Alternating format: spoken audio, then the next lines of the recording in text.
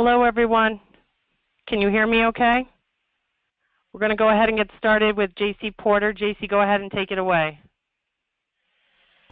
All right. Thanks, everybody. I really appreciate doing this. Town and Gown is actually something I'm really interested in doing. It's something I like to be a part of, and things I really like to do is be involved with the community, and then it's also nice when you can be a part of the community and then also at the same time be doing your job. So I think that's what Town and Gown really is about. Just wanted to give a little information about what ASU is and what we're doing here. So we're one university, many locations, which that creates an interesting dynamic for ASU. So what that means is we actually have Town and Gown relationships that we build in many different areas. So for example, we work with the city of Phoenix, we work with the city of Mesa, we work with the city of Tempe, and then we also work with the city of Glendale. And then our county is also very interested in all the transportation options that we provide, and so much so that they actually have a trip reduction plan that we're a part of.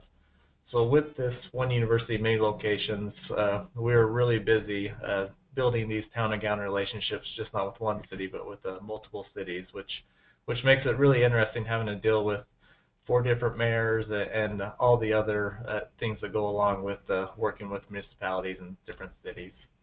As you can see, we're kind of a large university, so dealing with the continued growth and the amount of students and faculty and staff, getting them to and from the different campuses is not unusual for students. So last year, 30% of our students actually had classes on more than one campus. So meaning that during the day they actually were in Tempe for part of the time and then had to be transported either via our shuttles or via car to another campus. So that creates a lot of fun things that we get to deal with on this campus. Some of the inherent challenges that I'm sure most of you are already aware when you're doing Town and Gown relationships is, I believe the biggest one is generally poor communication, and that's kind of what started here at ASU and all of our others. Is we all had a good relationship, but we just didn't talk very well amongst ourselves. Yeah. JC, I'm sorry to bother you. No one can see your screen. Did you accept the PowerPoint slide? Oh, I'm sorry.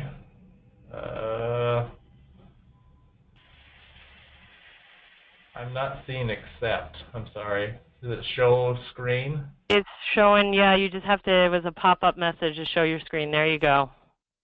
All right. Now you can see it? Yes, thank you.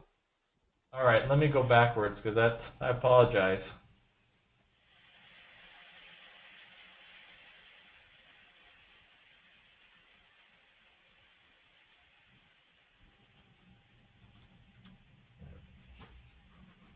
All right, so I just wanted to go back one so that everybody could kind of see what I was talking about with the size of the students and faculty and staff that we're working with here at ASU.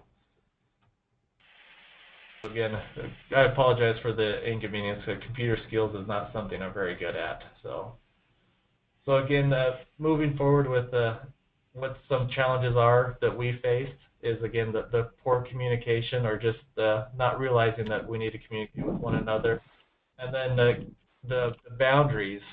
So especially here at ASU, it is really difficult to tell where ASU begins and City of Tempe, City of Phoenix, and all the other cities kind of all intermingle and flow together.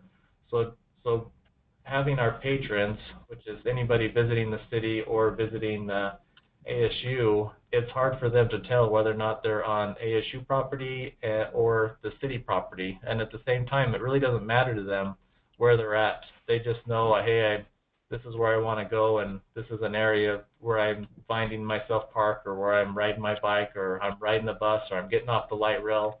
All those things that just want to make that as frictionless as possible for all of our constituents that are coming to the city and also to the university. And then sometimes what can happen is either the city tries to exert its force or the university tries to exert, saying, "Hey, I'm the biggest player in this fish pond, so I can do whatever I say or want." And we find that that's generally not the best way to go about building a relationship to be able to help create the opportunity of trust.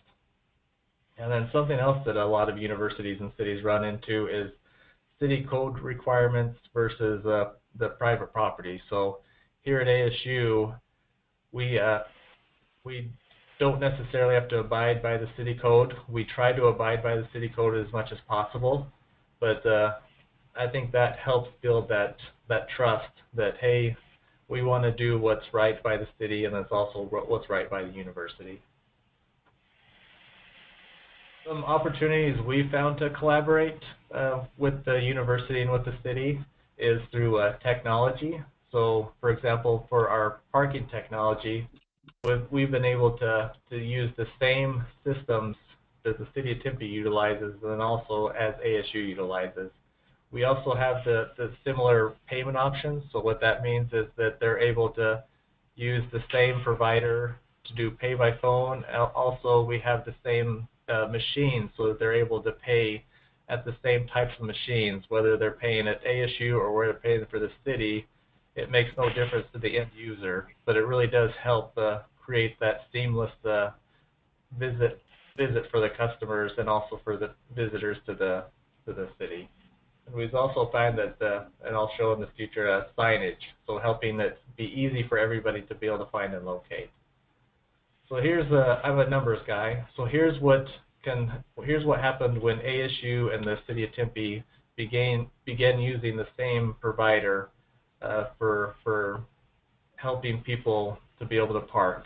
And as you can see here from the graphs, is that both the university and the city have seen continued growth throughout the couple of years by utilizing the same provider, and then we continue to expect the growth to continue to further. And this is just not something that happens at ASU. This is also something that is happening at other universities and college towns. As you can see, that as the towns and universities utilize the same system, it works both to be able to help the customers be able to know that they just need to have one option and they're able to park in all the different types of locations.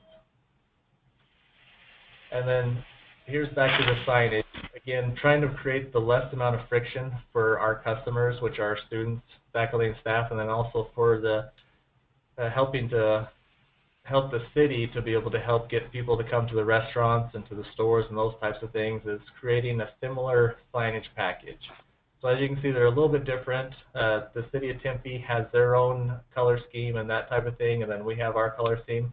But the signs are pretty much the same, gives the rates, tells you what you do, and then we utilize the same machines, which again makes the transaction as easy as possible and kind of makes it seamless for anybody visiting the university and also visiting the town. Something else that we found very helpful is developing a partnership with the university grows. As we all know, as the university grows, the city grows, and kind of the same as the city grows, the university grows. And so what ASU is really working on is we call it the 3 Ps, the public-private partnership. And what we found is ASU is really innovative in this, is they've actually created the Novus Innovation Corridor. And so what that is it's actually 330 acres on campus that ASU is going to be leasing to private ownership investment. And what they're going to be building is Class A office space, multifamily housing, and it's all going to be right along our athletic facilities. So right next to our football stadium, our swimming facility, and all those types of things. So we're leveraging some land that we have to be able to help create an economy so that our athletics can be able to become self-funded, so that they'll be able to lease out the land to the private entities to build the commercial office space, to build the multifamily housing and apartments, and to be able to create a place where people can work, live, and socialize all in one place, to be able to create this environment that makes it really convenient.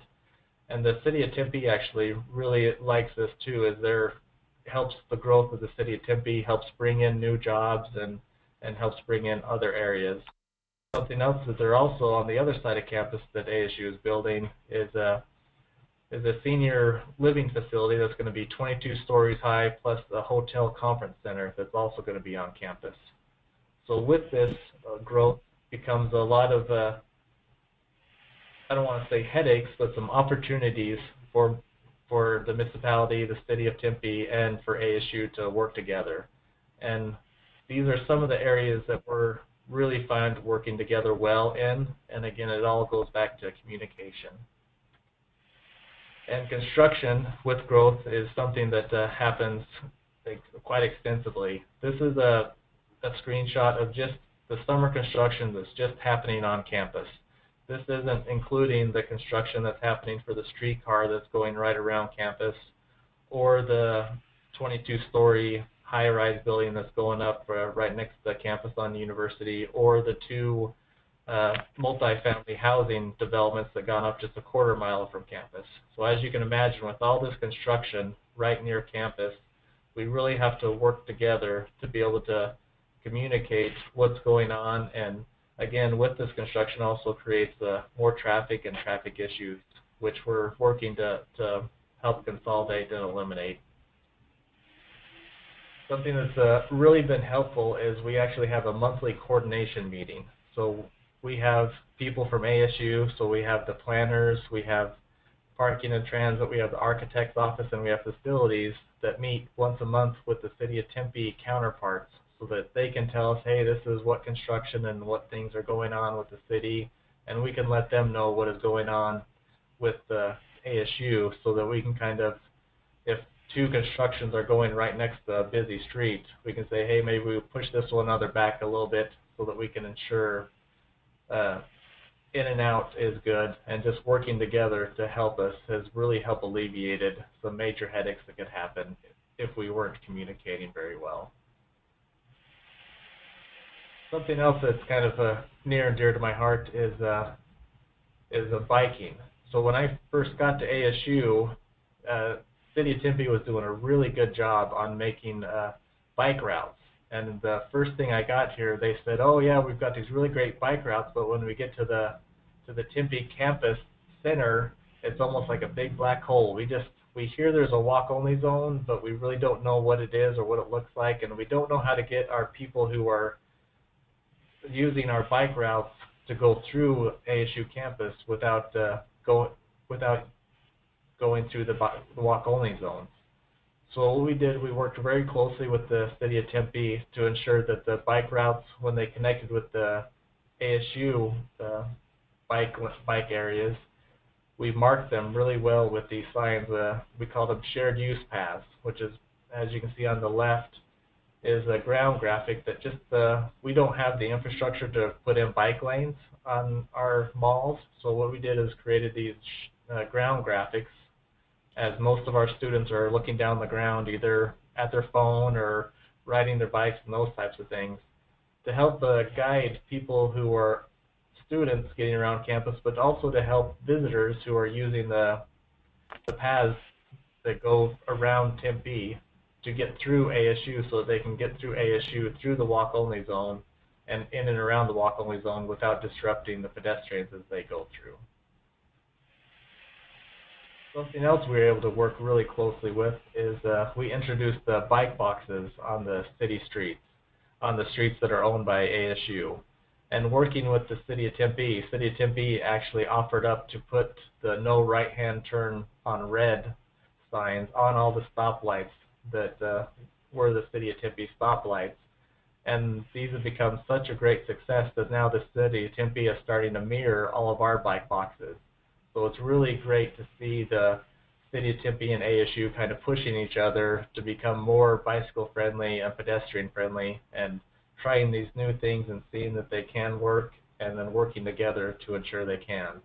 And then on the right hand side is a street that is the most bicycle traveled street in Tempe, and this is showing the ASU portion. The Tempe portion is really well, it has a bike lanes in it, really well marked and does well. But then when you got onto ASU campus, it was forcing you to go up on a sidewalk and those types of things. So what we did is we created this one-way street. We created the contraflow bike lane, which allowed cyclists to get off the sidewalk and onto the street so they're more visible for the motorists to be able to see, and then created a safer environment for motorists, pedestrians, and cyclists. And it's been a really great benefit to the city of Tempe connecting to ASU campus. And again, just helping with the safety of our students, and then also for the safety of Tempe residents who utilize this as a pass-through to get through one side of the campus to the other.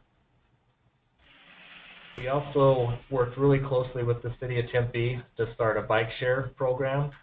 In the picture is our VP and the CFO alongside the mayor, and then some professors and some other city council members that worked really diligently to provide this bike share to be able to help not only the Tempe residents, but also help ASU students to be able to find another form of transportation. And then background, you can see the blue Orbit bus is another way that we work together with the city of Tempe. Is these buses are free to community members and also students, and these buses travel around the neighborhoods that are next to the university and then also come onto the university. And we find these two partnerships have been very beneficial in helping build the community and the trust between ASU and the cities that we work with. So that's all I have for now, and feel free to, if you have any questions, to hold them until after we're all done speaking. And now I'm going to turn the time over to Gary. Thank you so much, JC. And before Gary gets on, everyone, I do apologize. For some reason, my phone line was cut out until I literally introduced JC after all of that, and I do apologize that you did not get to hear any of my welcome message. I'm not sure what happened there, but thank you for staying on. And JC, thank you very much for that. I'm going to introduce Gary momentarily here, but I just wanted to let you all know that we will be having a Q&A at the very end, and to hang tight if you have questions. You can certainly type them in next to your name in the left-hand side there with the question mark, and we'll try to answer all your questions at the end, and I'll also leave you with everyone's contact information so you can put that in as well, and reach out to them after the fact. We are recording the session, and everything will be posted on our website after, within about 24 hours after the event. So without further ado, now that I have clarity here on the phone, I'm going to introduce Gary. Gary Cremines wants to live in a world where people understand that transportation should be included in Maslow's hierarchy of needs. As a project associate at Cornell University Transportation Services, he has been spotlighted for his efforts in creating communication efficiencies, public relations, and spreading the message about transportation demand management. Through his marketing, community collaboration, and outreach efforts, in a little under a year, he has increased new users on Cornell's rideshare platform by 55%. When he's not talking about transportation, you can find him sharing information on LinkedIn, Facebook, Twitter, and Instagram, where he has a combined following of just over 7,000. In addition, he manages several Cornell University social media channels, one being Cornell Campus to Campus Express Bus, which he averages 10% post engagement. Please join me in welcoming Gary Cremines. Thank you very much. That was very, holy cow, thanks. I appreciate that, Casey. And so what I'm going to talk about today is town-gown relations among all our campuses. I think we all have the same struggles like JC has talked about, is a lot of large universities are spread across. And I'm also going to delve a little bit into how to leverage some of social media. But really, I've been kind of lucky to have a great team to work with in our local communities. I'm just very lucky to have a wonderful community that has kind of embraced town-gown relations. So not to keep on the thank you train, but I really want to give a big shout out to ACT. So my senior director really encouraged me to apply to ACT Leadership Academy. And with that, Brian Shaw, Dr. Winters, Penny, Jim Barr, Jason Palovicek, and the policy summits really helped kind of hone my skills for town-gown relations. And I think it's that training that kind of helped leverage a lot of things that I've been able to accomplish in a couple of years.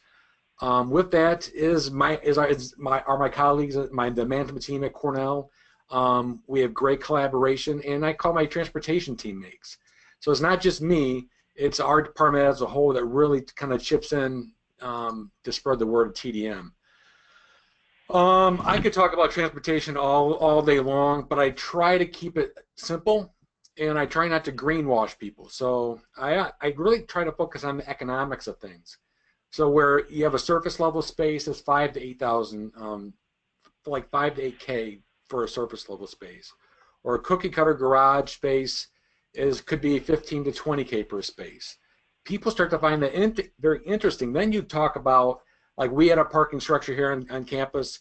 I've heard numbers of $75,000 to $80,000 per space, but over in LA's neck of the woods, if you Google it out, there's a parking space that's at $82,000 per space.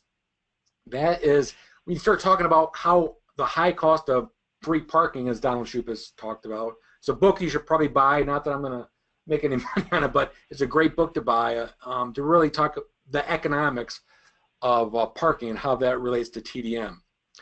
So I bring that to when I do a webinar, social media, whatever communication channel, radio, TV, whatever that channel is, I try to bring that message through there, and also the 3 E's, which is education, engineering, and enforcement.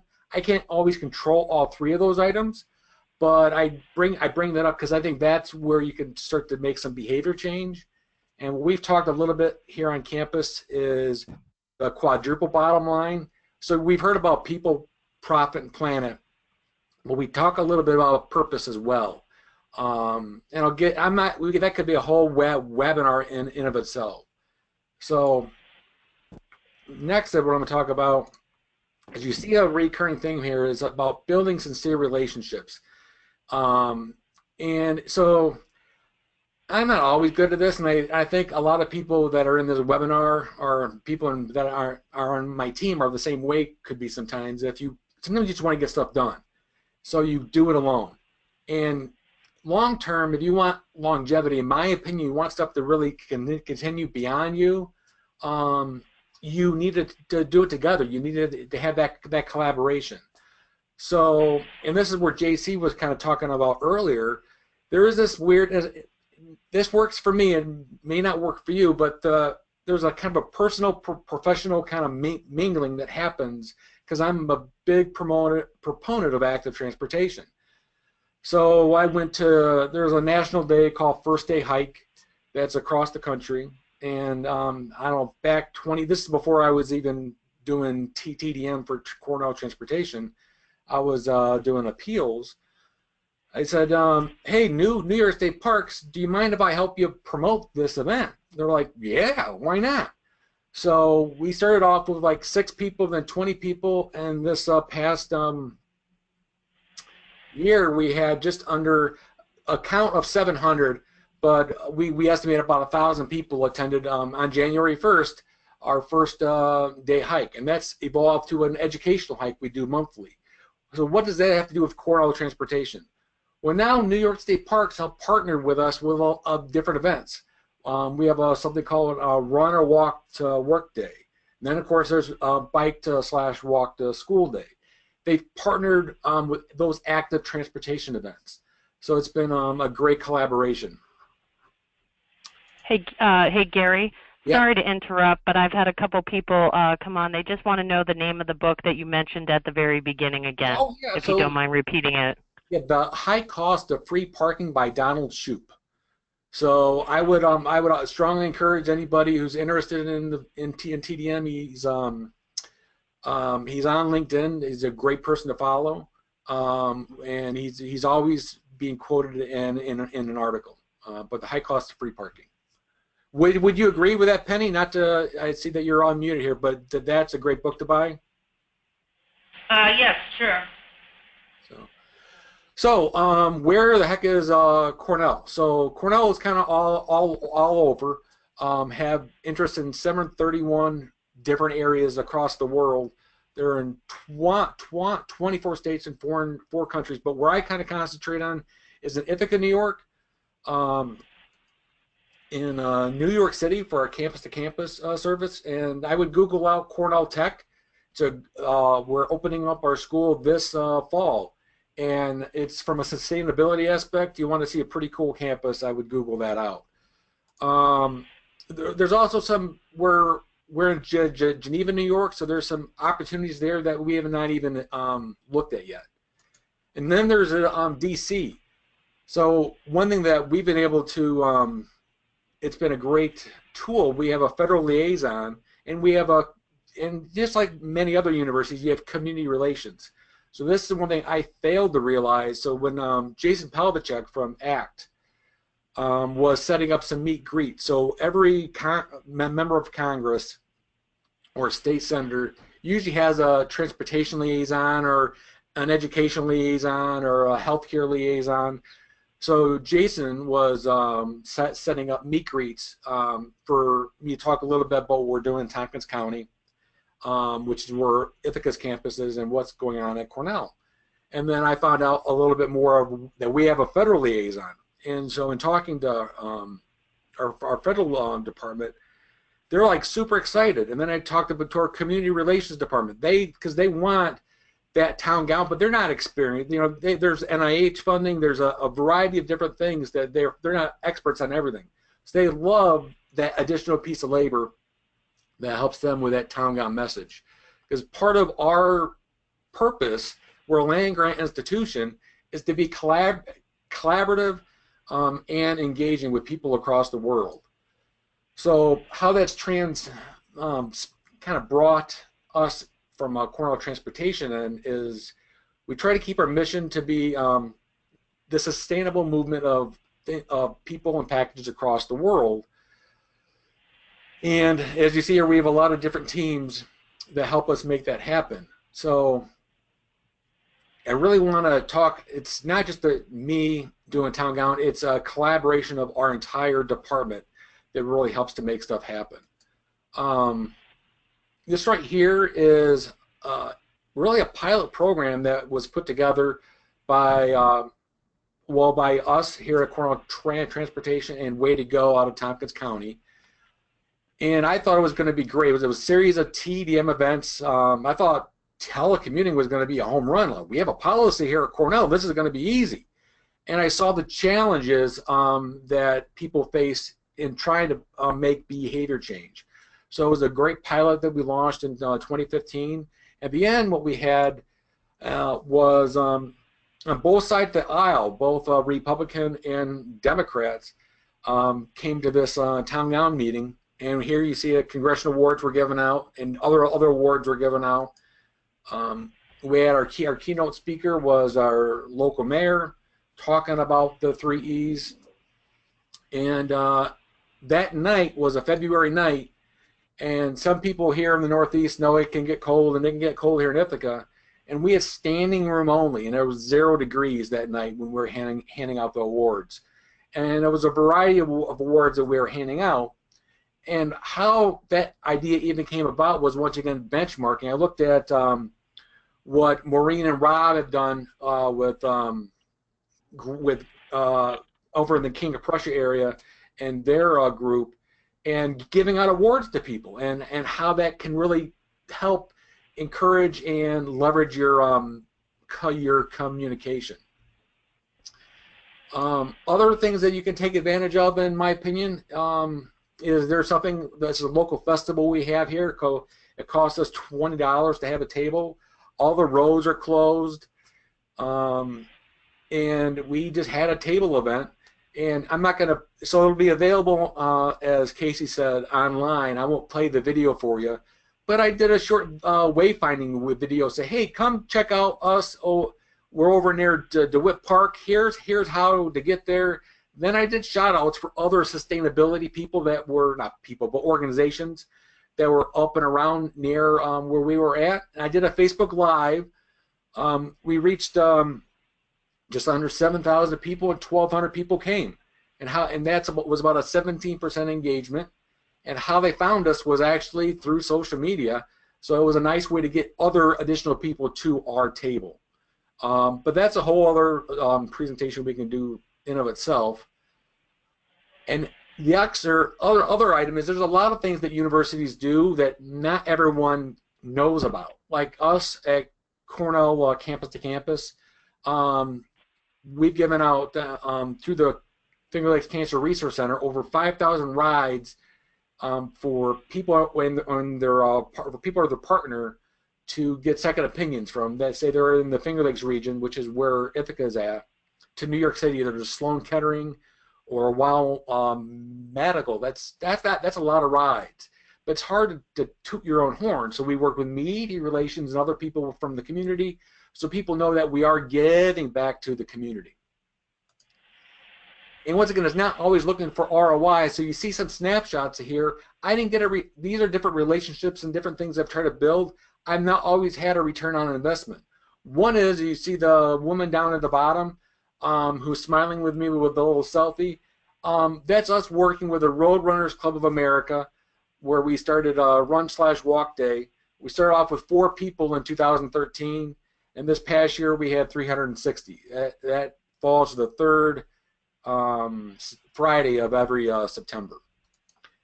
And then we developing a relationship with the academic side. We have he's over at UCLA back now, but for the time that he was here was Professor Manville talk about housing and its impact on transportation.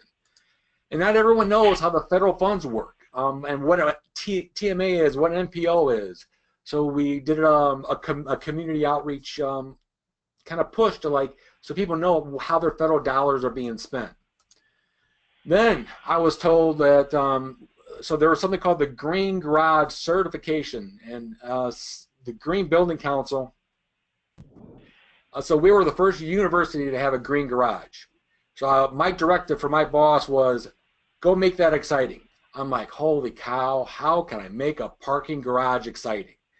So I mean, think about it. It's parking. I mean, so I was lucky through LinkedIn. Somebody happened to work at Tesla, and I said, hey, do you think you could? There's no Tesla dealer in Ithaca, New York. Do you think that somehow we could get a Tesla here, and so I could have decision makers drive like the future? Because I believe in self-driving cars. I believe that this is kind of where trends are going. And they said, yeah. And then I had the local dealers as well, so we had Leafs and the Soul and other makes and models as well. So for 6 hours, I had decision makers who were looking to, would have the potential play in buying a vehicle, come in and test drive electrical vehicles. Of course, Tesla was the big hit. A lot of the other items, a lot of people here on the call, I imagine, know about Mobility Lab and how they've kind of organized transportation camp. So our chief transportation planner organized transportation camp. So what we did was help Tompkins County organize it. We cleared out a building, the new building called Claremont Hall, to have transportation camp, help them get on the radio, to get the messaging out there, because we had already established those channels. So it's kind of where they help us push out a message, we'll help them push out a message.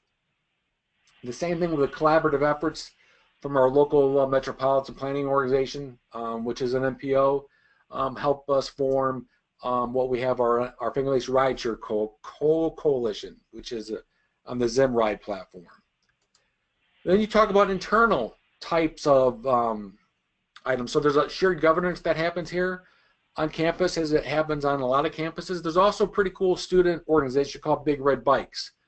So led by our active transportation coordinator, we launched actually just this 15-month pilot this April, and kind of talk about the cost of a bike share, how supply-demand works, and we'll see how it goes. But right now, it's been so far a very successful push, and Zaxter is the back end of that. Before we had a bike share on campus, it wasn't as well organized. So we're getting the message out there of the true cost, once again, of operating something, and to make sure it's shared through the university. And it's getting that shared governance and outreach communication out there. So we have people that sit on the graduate professional student assembly committee. I've been on the EA Communications Committee. We go to the actual student assembly meetings. We've gone to the university assembly meetings. So we have a presence. So people know that we exist. Because a lot of times on the transportation side is an auxiliary unit and could be an afterthought sometimes. So we make sure that our presence is felt. The same thing could be said for having, when I see a transportation project that's going to be talked about at a town hall meeting, not necessarily even in Ithaca, but like Dryden happens to be a stone's throw away from Ithaca, and there's a transportation project that I had a great interest in, and I knew that Cornell might have an interest in as well. I was glad I attended because there was a lot of misinformation that was being broadcasted at this town hall meeting, so I could politely, correct them that we do have a parking demand issue here on campus, and that's too much into the weeds. But there's other things. We have a local transit agency. I'll go to I'm not part of their board, but I'll sit on I'll go as a member of the public to make sure that, because not everything hits the paper, so you kind of want to know what projects are in turn happening here. Hey, Gary, I'm going to have you try to start wrapping up just so we can have Don get on next as well. Yeah, I see I'm at 18 minutes. So these here are different ways you can leverage some labor. These are free things, so we were able to do some public service announcements. The other thing I'll talk about is, I am going to go back to this, is leveraging your labor. So I won't touch too much about social media, but if you did want to play in that game, it's really going to take a lot of effort. It takes me 90 minutes a day, but we get tremendous engagement. So if you look at, we just launched one of my charges for my director was to launch transportation services by the end of 2016 and our campus to campus by June of 2016. So our campus to campus, as you see from a benchmark aspect, 7.4 as far as people that do actionable items with our posts. And if you look at our reach on campus to campus, so they say a typical week we reach 34,000 people in their timeline. About just under 5,000 people did something with that post, liked it, shared it, commented, did something with that. We're leading the pack locally. We're averaging about 10% engagement there. And the other item is, and I'll wrap it up here in a second, is electronically is kind of where I've seen the best results. But you can't always measure that, and a lot of it's based on collaboration.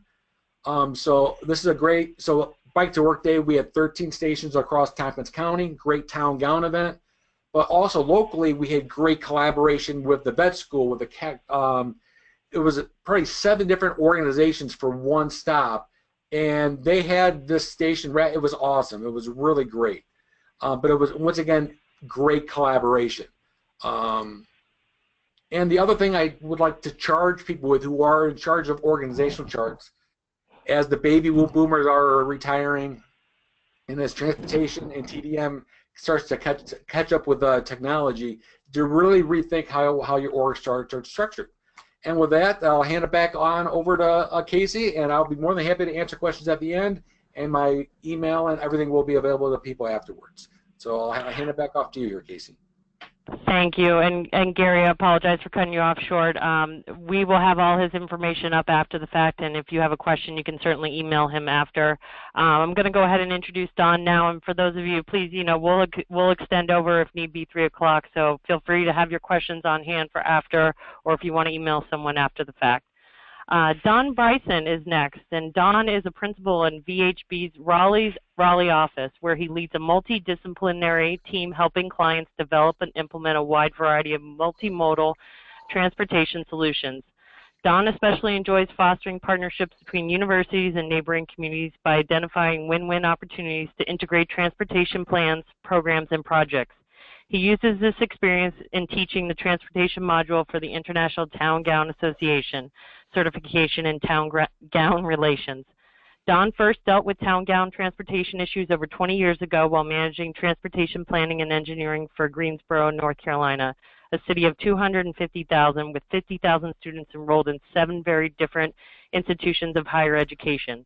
Later, he built a successful consulting practice combining both municipal and institutional transportation planning and engineering services. Although originally focused on longer-range plans, this practice has evolved to address more immediate projects, emphasizing management and operational efficiency over infrastructure expansion. This evolution continues in response to ongoing social, technological, and political changes and uncertainties. Please join me in welcoming Don Bryson. Don? Yes, boy, I hope my presentation is shorter than my introduction. Don't worry about that. Don't worry about it. I'm going to dive right in. I just quick shout out to the International Town Gown Association. This presentation is a shortened version of the course I teach there. And if you're interested, there's a really good article by some of the folks, involving some of the folks from ITGA in the APA Journal in June. And it's called For Better or Not Worse, which refers to a metaphor the organization uses a lot, that the town-gown relationship is really an arranged marriage from which there is no divorce. And the ITGA kind of sees itself as a kind of a marriage counselor in that setting. One thing I really want to hit real quick is a lot of times when you say town-gown, people think of, you know, Oxford and Ole Miss, or Oxford and Miami of Ohio, you know, the small town with the big college. And that's true, that's one end of the spectrum, but really in what we're seeing in more of the metro areas is this idea of one large metro area with multiple institutions or even different satellites. And here in the Research Triangle, you know, I'm sitting, our office is on NC State Centennial Campus, but we've got multiple towns with multiple gowns all interacting. So it gets to be a pretty complex system, and there's not one size fits all.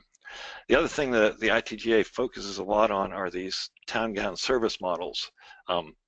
This could be anything from utilities to parking to public safety. Let's say transit is a common one, where there's 2 separate transit systems. The university runs one, the city runs one, or only one might run one. The city might have it and the university doesn't, or vice versa. Then there's the model where these overlap. Maybe the same service area is shared and you can have your choice. That happens here with the Wolf Line and Go Raleigh. And then there's one where contracted, where the university might pay the municipality to run the service, or vice versa, or even theoretically you could pay a third party. And this may be payment or may also be services in lieu of. So there's really a lot of different ways. I'm always amazed we do different campus work, and it's interesting. We've worked both at Arizona State and Cornell, and how different every model is. A big part of the presentation I do for the ITGA, though, is about millennials. A lot of focus on millennials and transportation, and this diagram here kind of sums it up. I spent most of my career on that part of the curve there where vehicle miles of travel was increasing in a pretty straight line, and I was doing long-range planning and thought I was pretty good, but it was easy then. But then, even before the economic downturn, we started to see these real changes in travel patterns and the amount of travel and licensure, kids not getting their driver's license, a lot of changes. And now it's kind of humbling. I was better at my job when I started than I am now, because the future was so much easier to predict. But you see that youth trend, that line going down. A lot of people are fixated on, you know, are the millennials going to keep going with this reduced travel, and talk a little bit about that. And I have lost control of the presentation here. You still have the screen, Don. Yeah, it's just not moving. Now, let me see if I can pull it up on mine for you.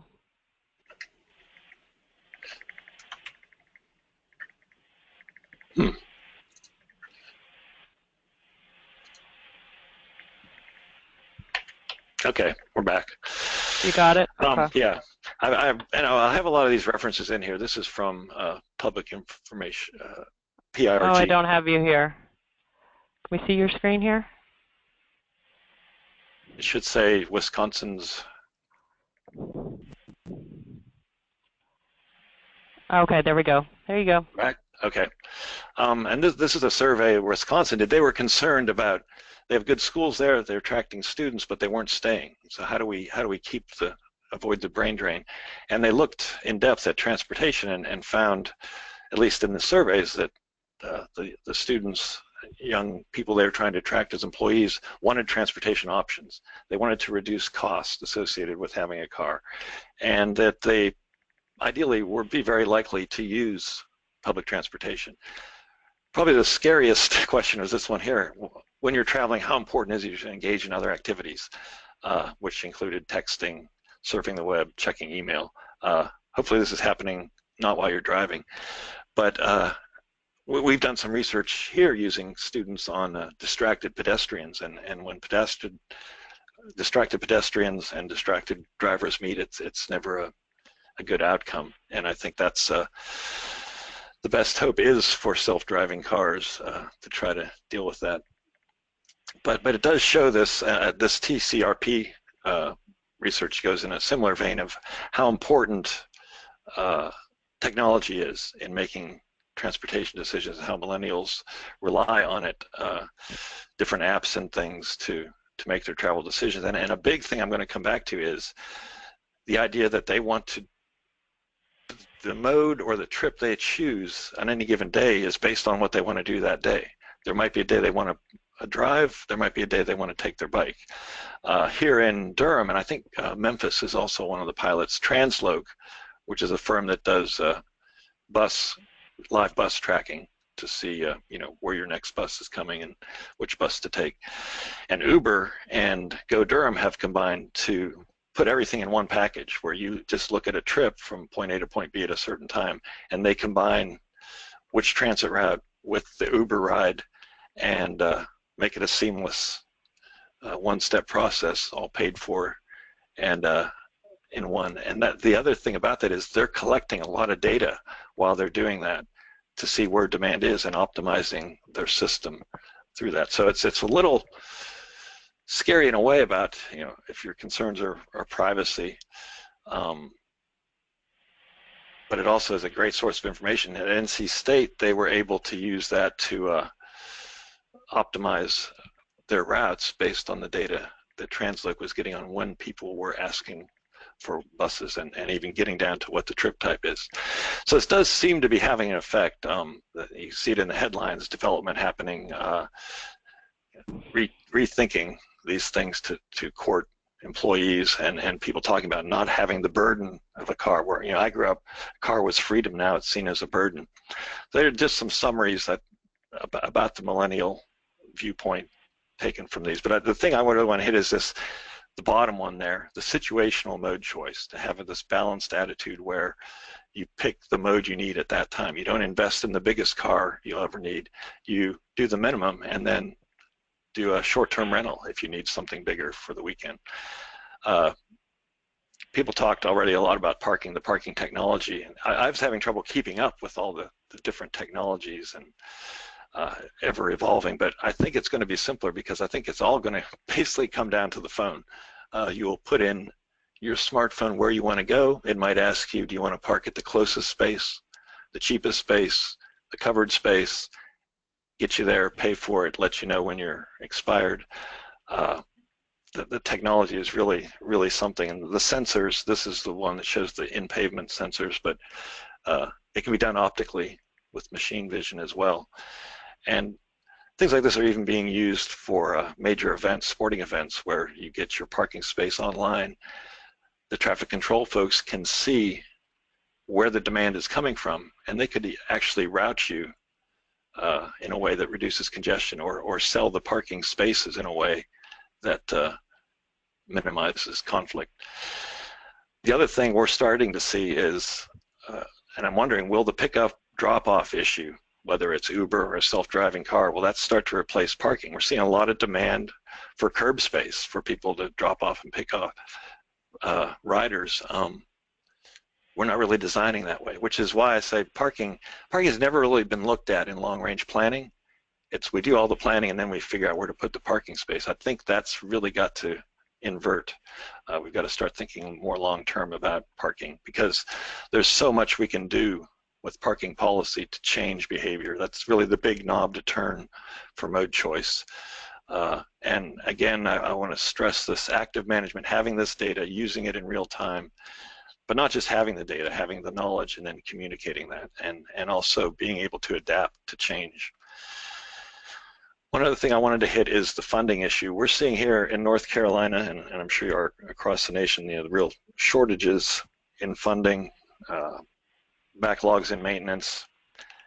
Part of what that means is we're not building as many big projects, long-term projects, which with all this uncertainty might actually be not a bad thing. But there's this focus on these objective measures, performance measures, scoring data. This is North Carolina's prioritization 3. Actually, we're up to 5 now, where they keep adapting these models to determine how funds should be spent.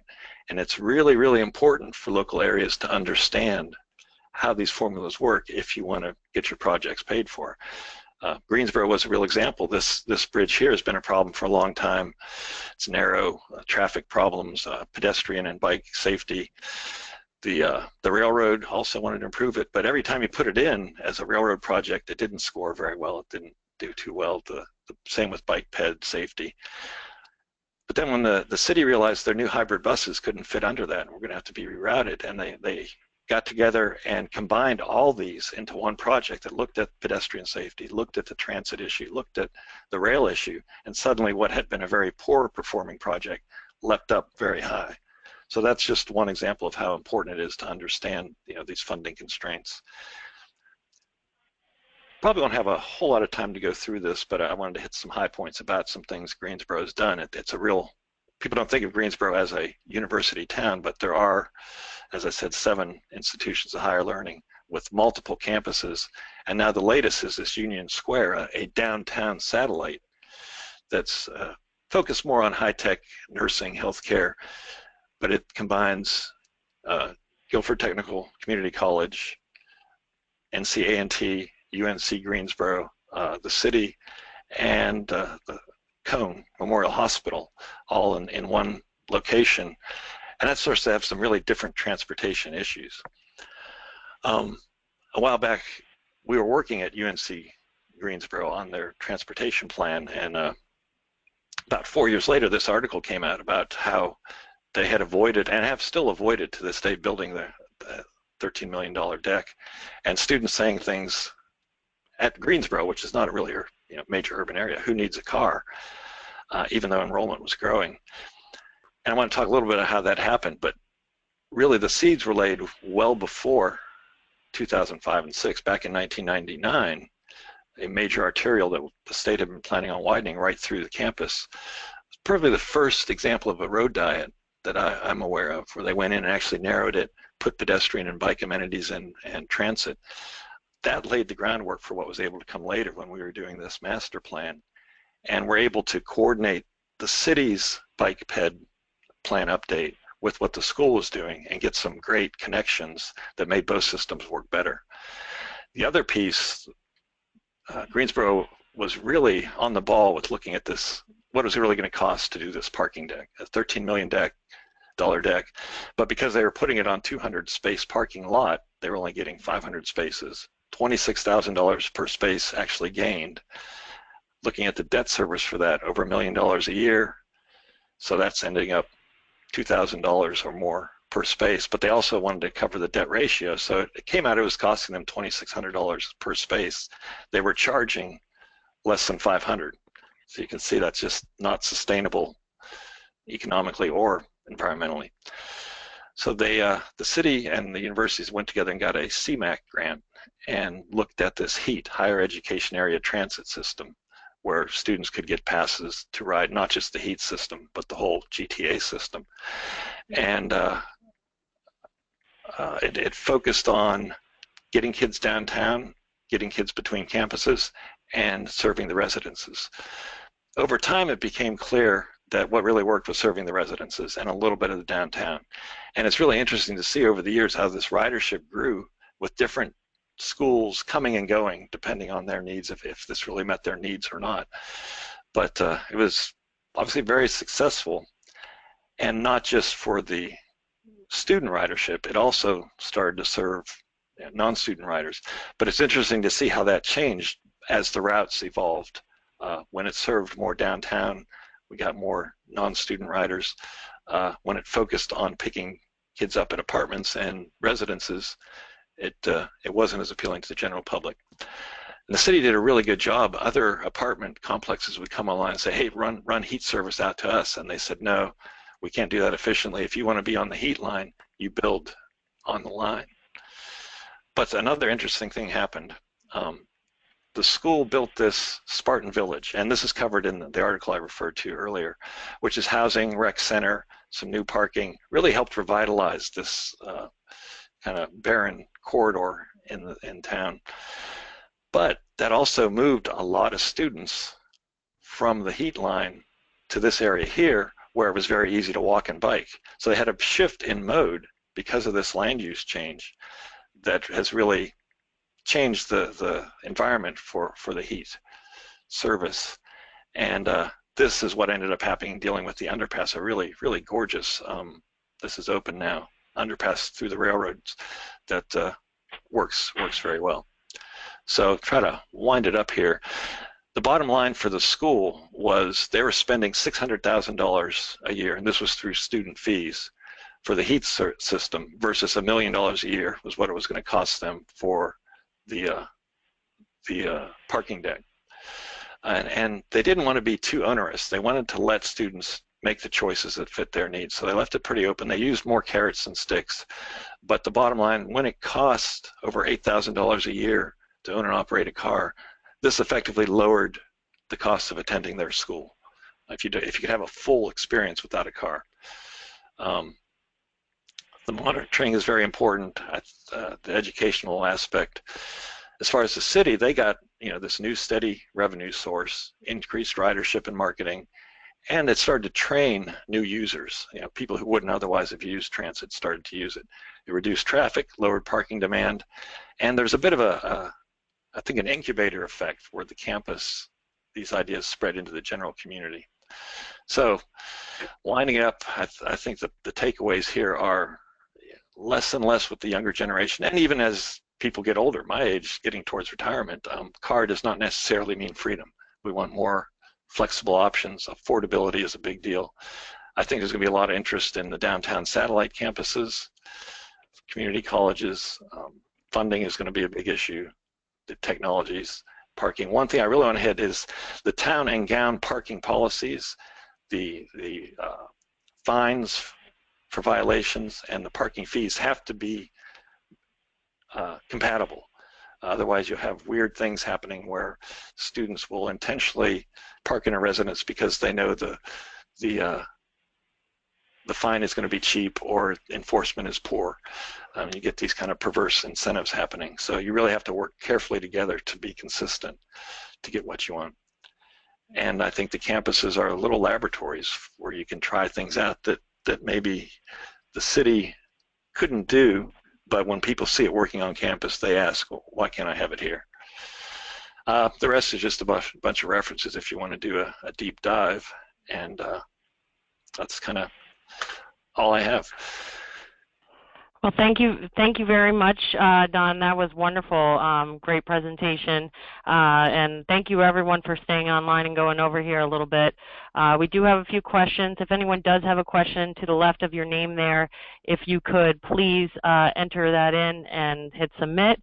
We will make sure that we get those questions up to you, to the speakers right now. Oh, hold on one second here.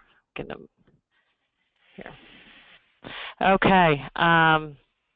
And let me get the first question here for JC.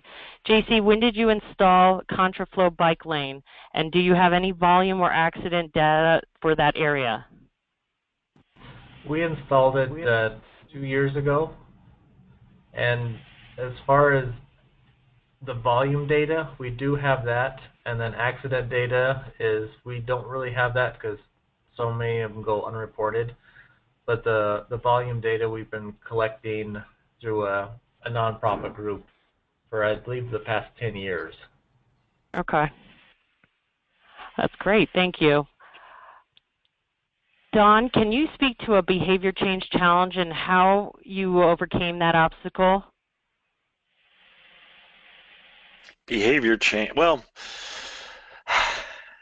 that's a good one. We see that a lot in the bicycle community. It's really much more of a cultural shift, and we see the biggest variation campus to campus or city to city on kind of the respect or expectations of drivers with cyclists. I know when I'm out in Oregon, it's striking. I feel guilty standing on the edge of the road because cars stop, and I feel like I have to cross.